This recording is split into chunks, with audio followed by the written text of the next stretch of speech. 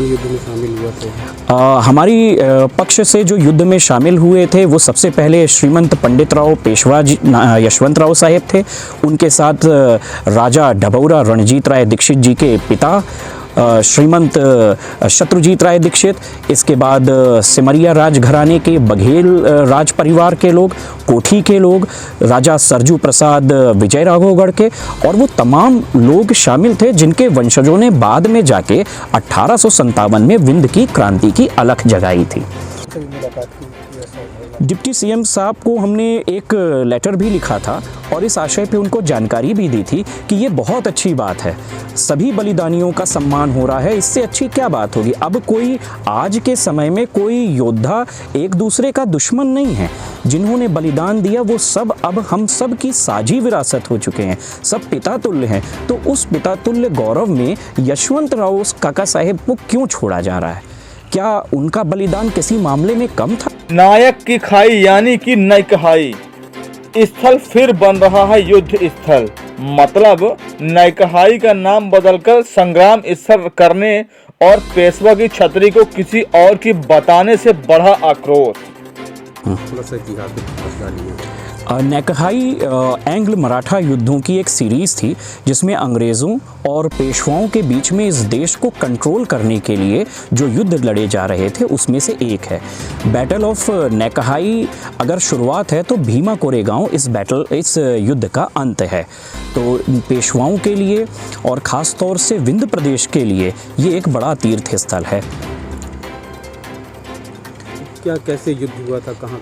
ये युद्ध नैकहाई में अंग्रेज़ों की एक 5000 की फोर्स पुणे की ओर हमला करने के लिए जा रही थी, जिसमें यहाँ के जो लोकल ज़मींदार थे केमार के, उनके द्वारा सूचना प्रदत्त की जाती है चित्रकूट में पेशवा घराने को।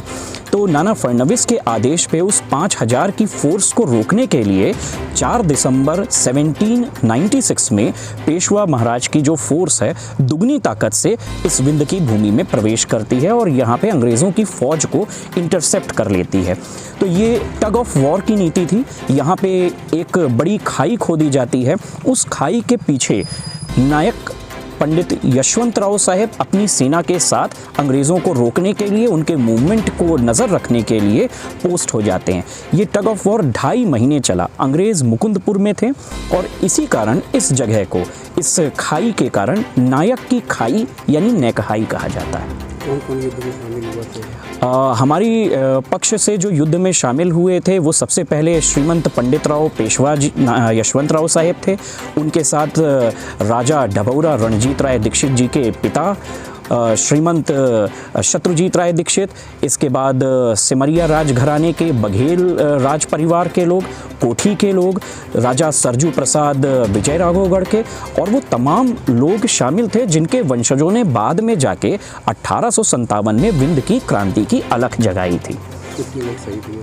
इस युद्ध में हमारे रिकॉर्ड्स के अनुसार करीब 250 से 300 लोग शहीद हुए थे।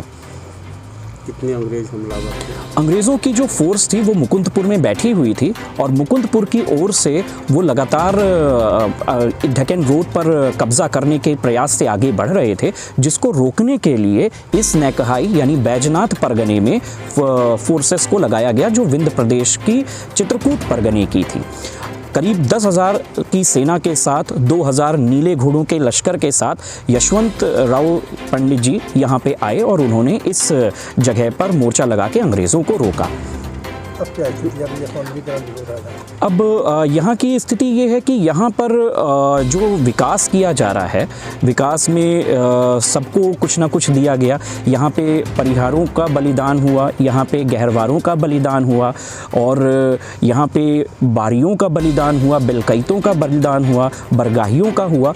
तो ब्राह्मण समाज के बलिदान को यहाँ पे दर्शाया नहीं जा रहा है, यहाँ पे सेलेक्टिव विकास किया जा रहा है।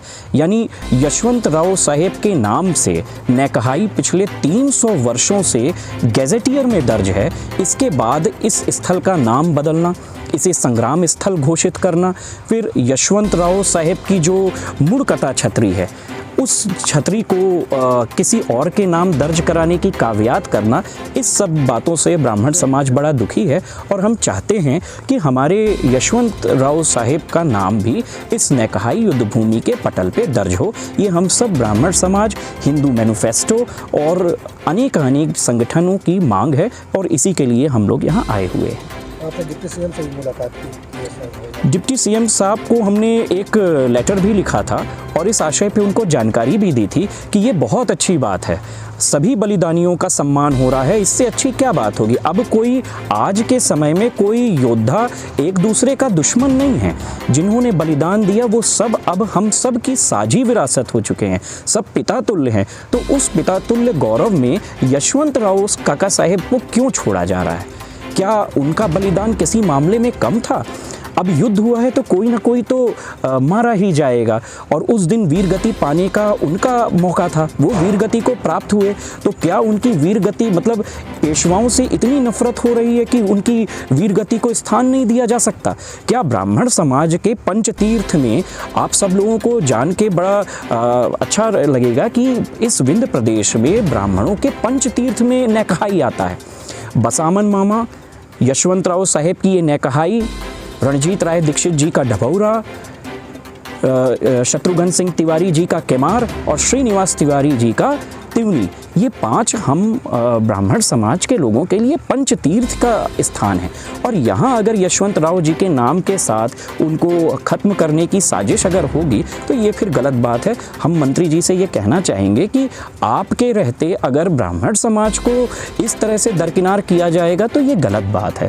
इस पर आपका संज्ञान होना चाहिए और आपको इस पे कार्रवाई करते हुए श्रीमंत यशवंत राव पेशवा जी की मूर्ति को यहाँ पे लगाना चाहिए और उनके इतिहास को बताना चाहिए। स्मारक को बचाने आपकी तरफ से क्या करेंगे? इस स्मारक को सबसे पहले लाइमलाइट में लाने का काम पेशवा परिवार ने किया। सन 2018 में हम लोग जब यहाँ पे आए तो घुटने तक यहाँ पे कीचड़ भरा हुआ था, तो 5-6 ट्रक मिट्टी डलवाने के बाद हम लोगों ने अपना पिंडदान किया था। इसके बाद और भी लोग जुड़ते गए। फिर चूंकि रीवा में जो लोग रहते हैं उन लोगों ने कहा कि हम इसका आयोजन करेंगे और एक पेशवा और रीवा राजघराने की मित्रता को हम लोग आगे लेके जाएंगे।